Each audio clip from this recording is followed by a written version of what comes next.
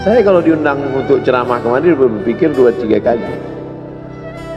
Dulu saya membaca riwayat tentang Bilal bin Rabah yang pindah ke Damaskus setelah Nabi meninggal. Saya tidak paham cerita itu, karena Bilal bin Rabah pindah ke Damaskus, tidak mau azan lagi. Gak mengerti saya kisah itu ya. Yang saya pahami, setelah Nabi meninggal, dia pindah ke Damaskus, azan di Damaskus, Suriah. Diminta oleh Abu Bakar supaya datang ke Madinah azan, gak mau. Diminta oleh Sayyidina Umar, Bilal datang ke Madinah azan, enggak. Sampai akhirnya datang Sayyidina Al-Husain. Kata Sayyidina Al-Husain, datanglah. Bilal datang. Datang Bilal dari Damaskus ke kota Madinah dan dia azan. Azannya tidak selesai. Kenapa tidak selesai? Karena dia merasakan kalau dia azan bahwa nanti yang jadi imam Rasulullah. Dan ternyata perasaan itu sama bagi orang Madinah. Orang Madinah mendengar suara itu dulu lama sekali, dulu 3-5 tahun yang lalu. Dan kalau sudah suara itu terdengar, pasti nanti imamnya adalah Rasulullah. Ramai mereka datang. Luar biasa ini azan, kata mereka. Karena kalau sudah azan ini yang pasti nanti imamnya.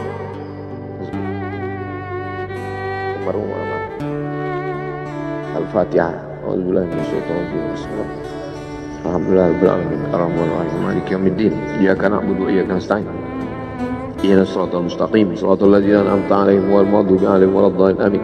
Allahumma ighfir lahu warhamhu wa'afihi wa'fu anhu wa akrim nuzulahu wa wasi' madkhalahu waghsilhu bil ma'i wal thalji wal barad wa naqqihi minal khataaya kama yunqqa ath-thawbul abyadu minad danas wa abdilhu daran khairan min darihi wa ahlan khairan min ahlihi wa qihi min fitnatil qabri wa 'adzabil nar.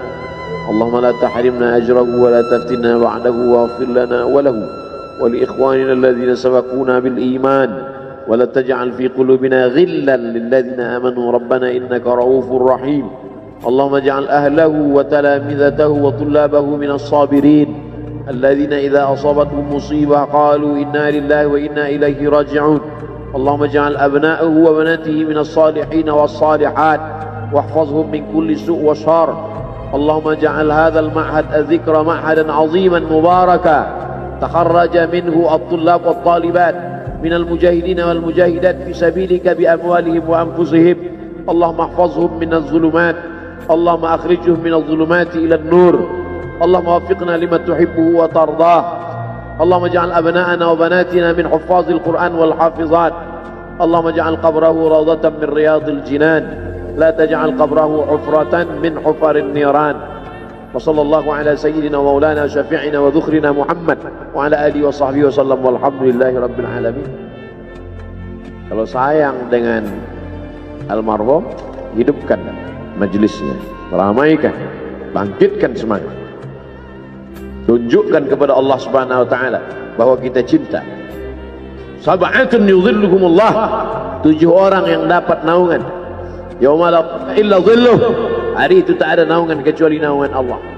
Rajulani, 2 orang, tahabba fillah, berkasih sayang karena Allah, ijtama'a alaih, bersama karena Allah, wa tafarraqa alaih.